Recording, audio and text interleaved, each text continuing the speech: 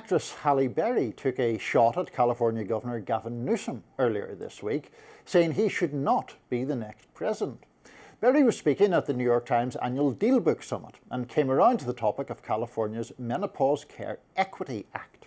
The legislation, which would have increased health care coverage for women going through menopause, had bipartisan support in the state's legislature, but Newsom vetoed the bill last year and then vetoed it again in October of this year, citing cost and implementation concerns. And the Oscar-winning actress is still upset about it. Take a look.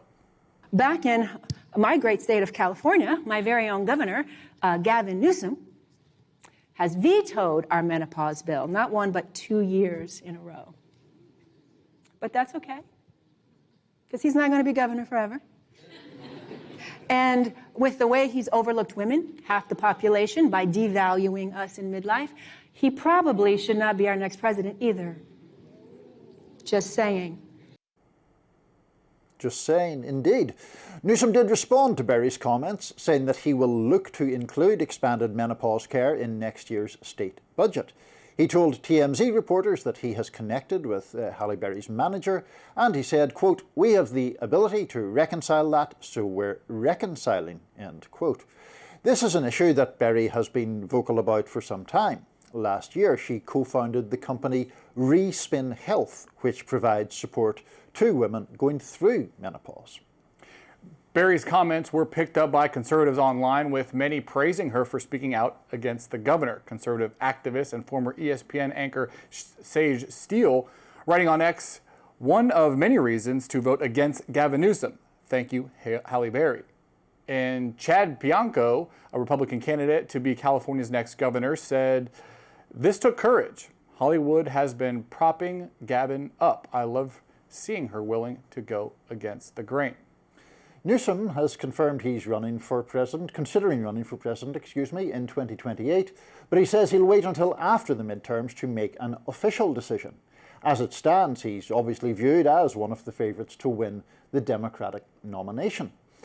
Pretty interesting one, this, Drew. When I first saw the headlines, I was surprised because Halle Berry is, I would say, obviously a liberal-leaning figure. I actually looked up campaign donations in case I'd got that part wrong, but no, she has donated to a few Democrats, including President Obama when he was an active candidate.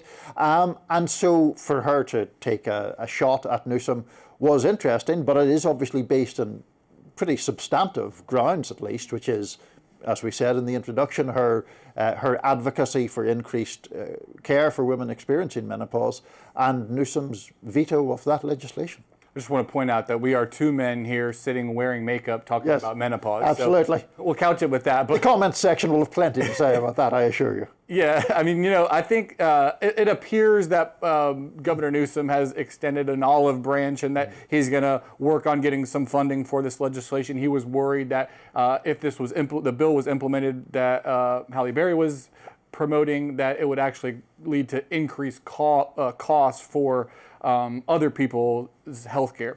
But I do think there is a conversation to be had here in how much Gavin Newsom will be accepted into the kind of progressive, online, Hollywood aspect of the Democratic Party, because he hasn't always been seen as kind of the heir apparent to that movement. You think more about like AOC, Bernie Sanders, even Mamdani.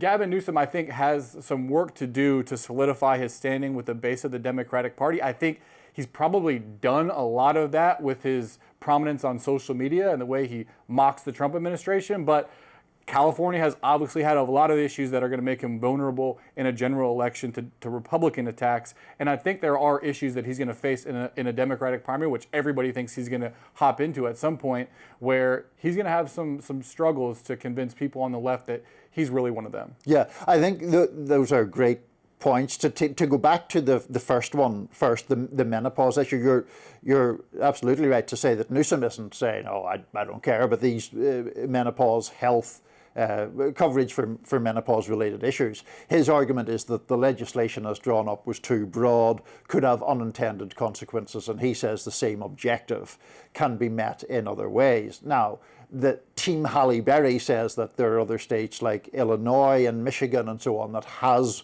moved in these kind of areas with good outcomes. But the bigger picture issue, I think, is a really interesting one about Newsom and the progressive side of the Democratic Party. He definitely was not identified with that side. I mean, he's a liberal governor of California, but he's not an AOC Sanders type figure.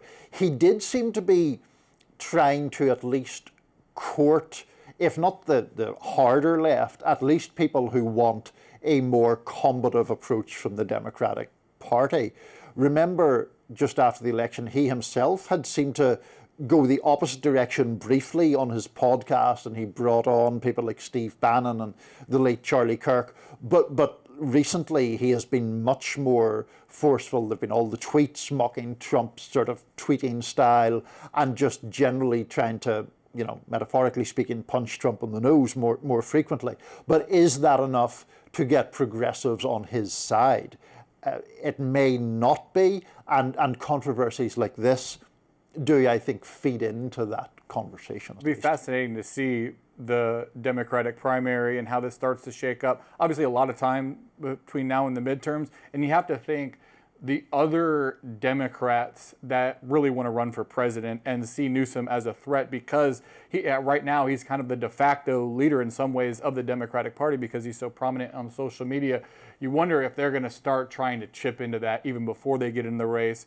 Opposition research, through the way they talk about Gavin Newsom. Obviously, he brings with him the California baggage that I think, you think of somebody like Gretchen Whitmer in Michigan, she, with her Midwest roots and also her possible aspirations, I think would, I could see an opening for her to attack him as being kind of an out-of-touch coastal elite, as people usually try to paint Democrats from California, New York. Yeah, and I think that is a danger in Newsom's case. Do you remember, this is going back, of course, several years to the pandemic days, but he got into difficulty during the pandemic because on one hand he was imposing pretty severe restrictions, and then he himself was dining at a very upscale restaurant.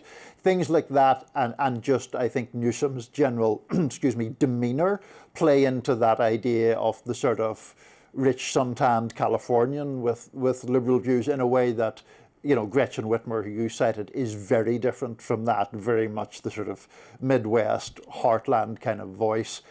Her stars seem to have fallen a little bit recently. There was that weird meeting with Trump in the Oval Office where she was obscuring her own face with the binders and all of that. But she has a very different political demeanor to someone like Newsom. She kind of has the opposite problem, right? She might be seen as too close to Trump in the Democratic primary. What do you make of the different areas where we could see people attacking Gavin Newsom? It's not like California is free of problems, homelessness. They've had the housing issue, COVID, the wildfires. I think there's going to be a various issues that Republicans and even Democrats in a Democratic primary could attack him on. Yeah, I mean, there is definitely baggage relating to California, and he will have to try to find out how he can get around that. Briefly, I mean, the advantage of California, of course, isn't just the size of the state. It does give you a lot of access as a Democratic candidate to a very wealthy donor base, and that can help too. Yeah,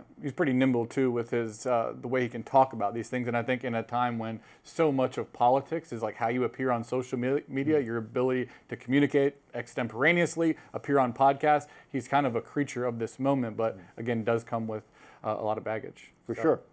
Up next on Rising, Prince Harry took a jab at President Trump on The Late Show with Stephen Colbert this week. We'll be right back after this.